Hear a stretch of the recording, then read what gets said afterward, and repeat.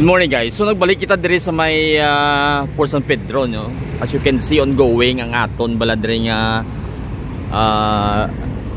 rehab, no, restoration sang aton nga Port San Pedro area, no. So makita niyo may mga blue fence na dira. So ongoing siya. And then makita naton di ang aton nga Iloilo Guimaras Strait, no, medyo matawhay. So this is roughly mga kung magkadto ka sa may Binavista kag Hordan ports naton. So Hordan daw dire na yun siya, no. Dayon dire ang Binavista ports naton. Mga rural areas naton, no, nga mga ports.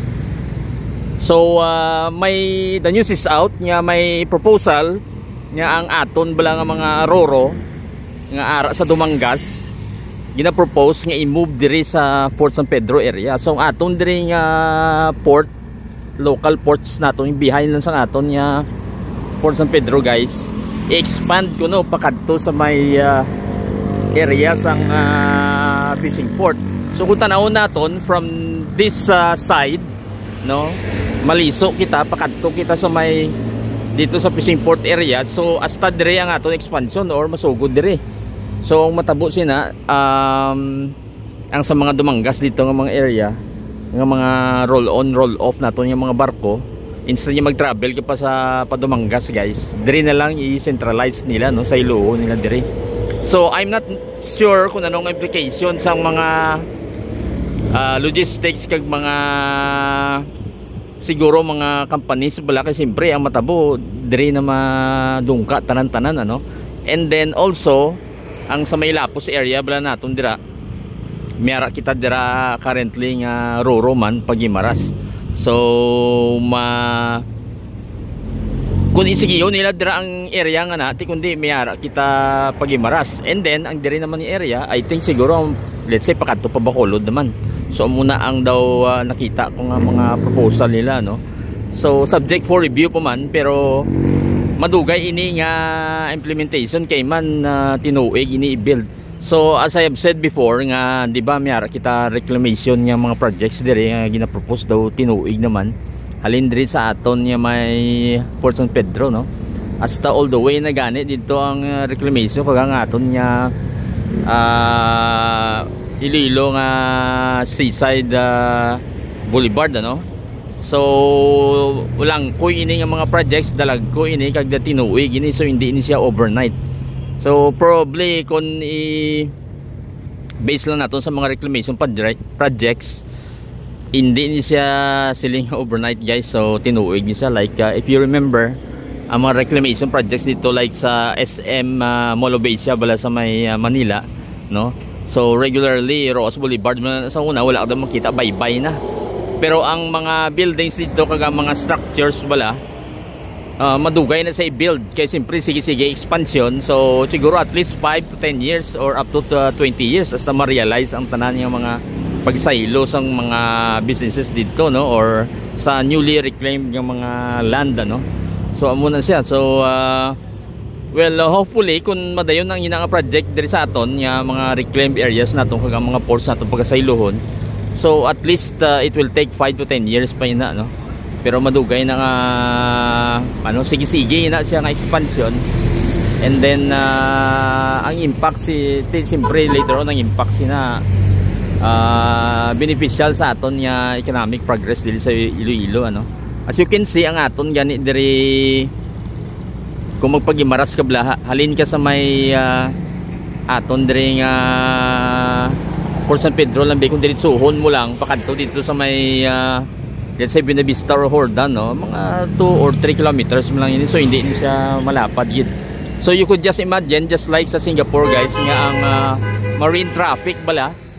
So most probably ma-fill up ni siya sa mga boats dire nga naka-anchor. Kay amuna kay like kung magkanto ka sa Singapore, kung sakay ka sa aeroplano, layo pa lang, guys, makita mo na Singapore Island, makita mo na duga populated na siya sa mga naka-anchor lang ang mga ships. So you could just imagine kung anong traffic bala, mga trading bala. Sa una, if you remember,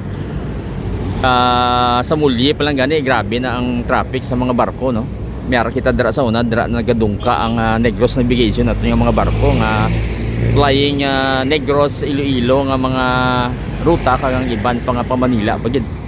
So hopefully siguro ginapanumdum ko lang nga ang marine traffic bala i-manage na nila mayo para nga mas lesser nga mabudlay masapos bala sa aton nga hindi kita matrapikan diri at the moment gani makita naton, try naton zoom, may vessel kita nga naga-cross no from time to time.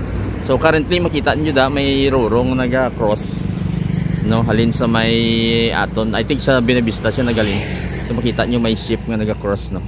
So ara siya na makita niyo da guys. So muna siya. So ang ginapanumdum ko lang is actually ang traffic management sa marine or mga navy ships naton no. Mga naval ships naton di kag mga gagmay nga mga ruro mga gaplay sa Guimaras kag Iloilo. Kasi siyempre ma-traffic na ni eventually kung magdamo na siya. So tanaw naton kung ano ang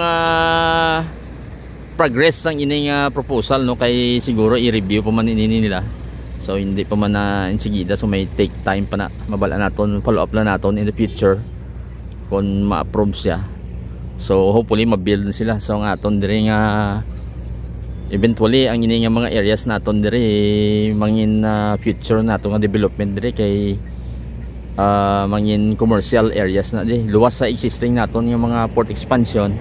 Mayara pa kita mga reclamation projects nga sa future nga matabo. So siguro mga 5 to 10 years we will soon realize na ang mga projects na kung magdayon sila. So muna sa guys. Anyway, grabing traffic gali alin sa downtown. Budlayan kita magpakadto diri nga even though nga daw I think almost 10 AM sa aga no, pero terrible ang traffic dito. Traffic hell diri subong sa downtown. I think siguro may mga political rallies no sa may Freedom Grandstand. Okay, so mulay na guys. So update lang kay current na aton yung mga balita na pick up. So hopefully ano lang kita in the future no. Update lang kita sa ini nga mga proposals dire sa aton yung mga port expansions. Till the next video. Thank you for watching.